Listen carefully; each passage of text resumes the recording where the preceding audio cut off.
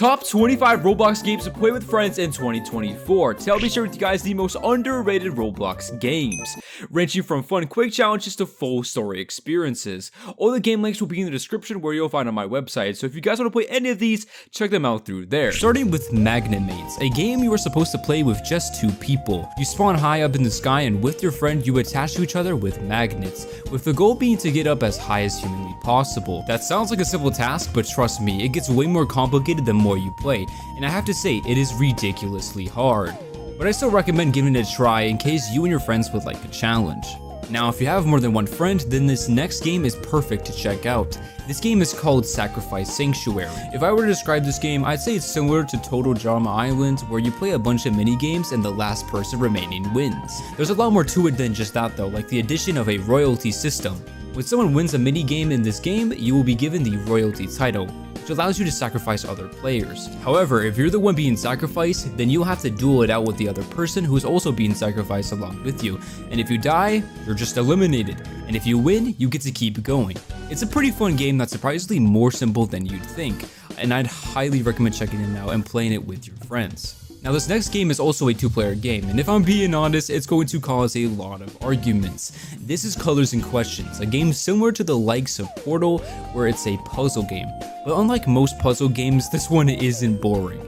I don't have much of a brain, and I was able to play this just fine figuring things out with a bunch of random players. And I have to say, it is a lot more fun playing it with your friends. Now, this next game we're going to be talking about is Neighbors. This is a game you can play with pretty much anyone as long as you got on voice chat on Roblox. It's definitely something I recommend every player that's new to Roblox to play because every experience is just so vastly different. Every person you meet in this game will always be different and unique no matter what, and this is just a perfect place to go to if you even want to meet new friends too and add them to your crew. Now, this next game I have to say is very different from the rest. The game is called Weird Strict Dad, and it's like a funny story game where the whole premise is that your dad is just strict and weird. Even though it is a horror game, you're most likely going to find yourself laughing most of the time playing this game rather than being scared. But who doesn't like a combination of both? Now, I want to avoid saying too much just because I don't want to spoil the game for you, so all I have to say is just check out the game with your friends. I highly recommend it as well.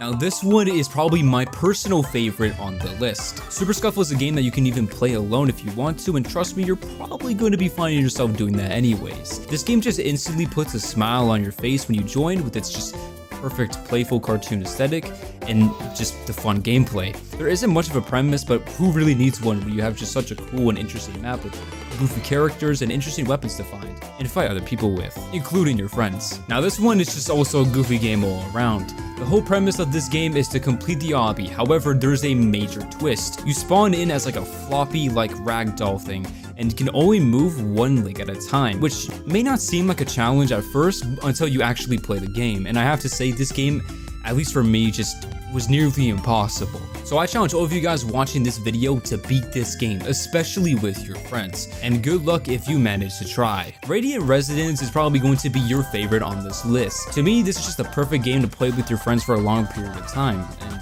let me explain why. So the premise of the game is that the end of the world has come, and in this time period, you have 1 minute to collect as many items as you want. Average Play Game is a great game to play if you guys just want some quick fun with your friends. Spawning on your own plate, a random disaster will happen every few seconds, and these disasters can range from a tower spawning on your plate to a tornado to even a tsunami. Anything can happen. This game is all about luck, so if your friends aren't that good at playing games, then this is something I highly recommend checking out. Number 2, Death Penalty. Moving on to the second game, we have Death Penalty. In the game, you are sentenced to death, but you have been given a chance of freedom by subjecting yourself to various experiments. Just like the last game, your survival is based on luck, but this also requires some skill depending on what situation you're put in. If you're looking for something to play for like 20 minutes, then this is the perfect game. Now, this next game is very different from the rest. Weird Strict Dad is an interactive story game where you play as the children, given different objectives that you have to follow in order to progress. It starts off fine, albeit questionable, but the more you play, the more apprehensive the game gets. The more scary, the more random, the more all of the above.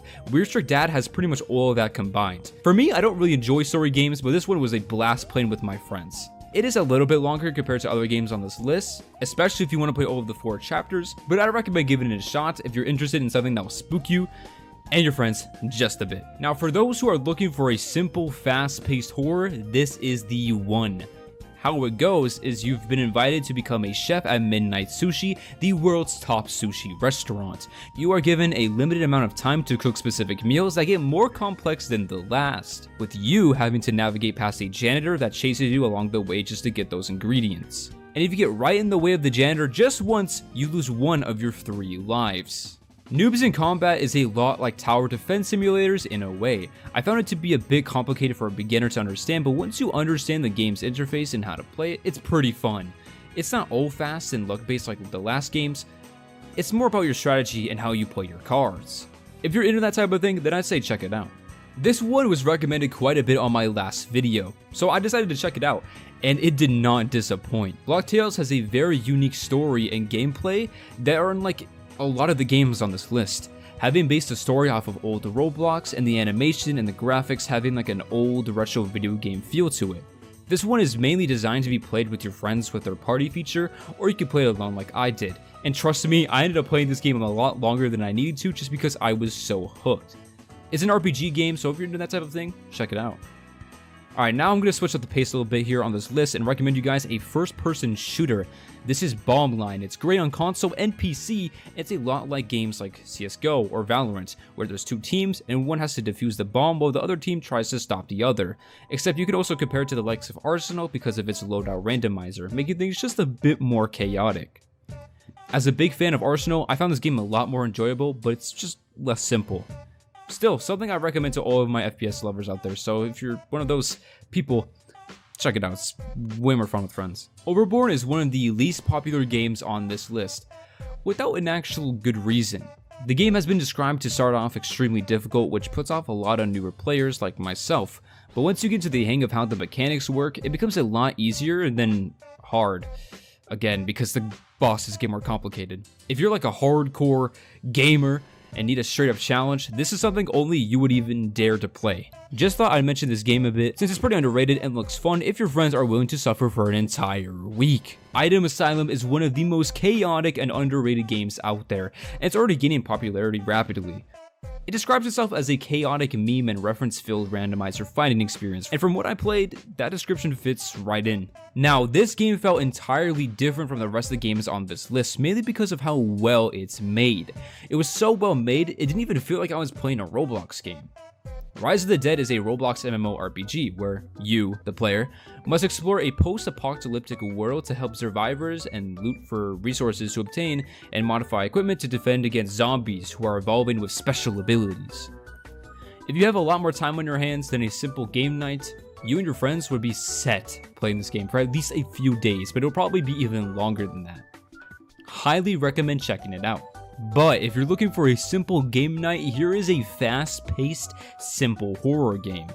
Scream Stream is similar to the likes of Content Madness, for example, where you and your friends land jobs to make films for viral online success. But then things take a dark turn, where you are teleported to a completely different realm. But even after all of that, you still have to keep the cameras rolling. Super interesting game, and I bet you won't even be finding yourself bored after playing it. This next game boldly portrays itself as the scariest horror game on Roblox, with the description saying survive the aftermath of an expedition turned nightmare, even asking you, will you manage to keep your sanity intact?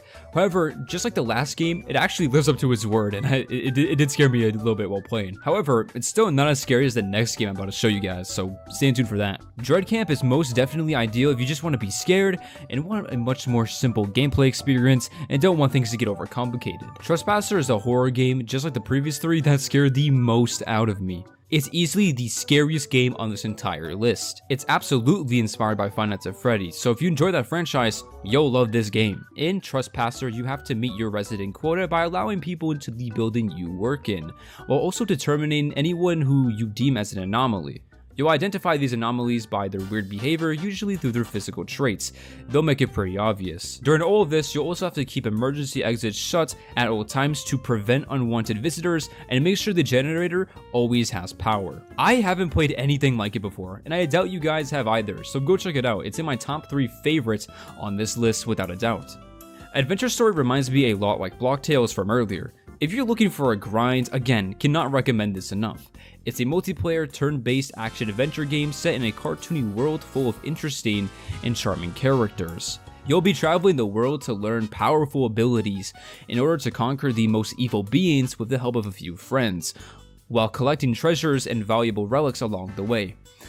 To me, it felt like playing a modern version of Pokemon Brick Bronze without the Pokemon, which I know is a weird way of describing it, but that's how I felt when I was playing it. And lastly, at the end of our list, we have a timeless classic, aka Pick a Side. The premise is that players are presented with two opposing thought-provoking choices, often framed as would you rather scenarios, or preferences on various topics. Once everyone has made their decision and chosen a side, that's when the players then face off in a battle to determine which side is considered correct. It's a lot less about strategy and more so reliant on which side has the most people.